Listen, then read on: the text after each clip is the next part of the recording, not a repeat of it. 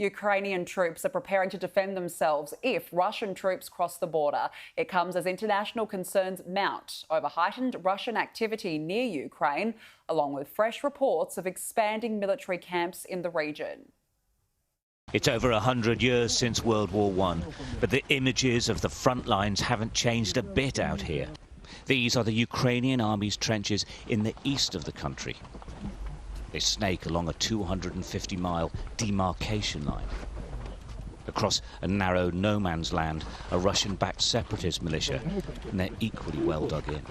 There's been a ceasefire here since 2015, but it's constantly violated, with both sides accusing the other. But Russia's now involved, building up troops, even threatening an invasion. The Ukrainian soldiers think it's a bluff, but they say they're ready anyway.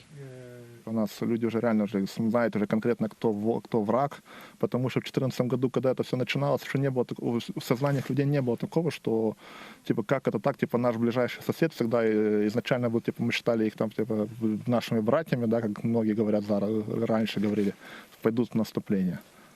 И мы уже ментально мы уже меняемся, мы уже ментально отходим от Советского Союза, мы уже готовы. With heat-seeking cameras, the soldiers attempt to monitor the troops and equipment on the separatist side. Their front line is that row of trees. It's barely 100 meters away. These frontline towns in the industrial heartlands of eastern Ukraine are tough-looking reminders of the Soviet past. Those who couldn't leave are stuck in the midst of a continuing conflict. The streets are pretty empty. A few cyclists venture out in the mornings. Amongst them, 13-year-old Danya Kachenko.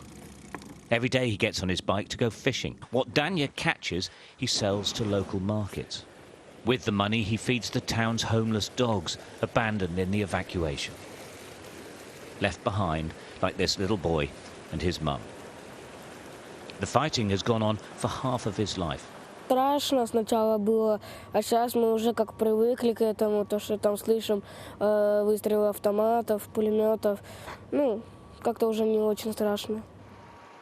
In truth, there are thousands of Danyas all along the demarcation line, caught up in a conflict they can't escape from, learning to live with a war that hasn't stopped for 8 Christmases in a row.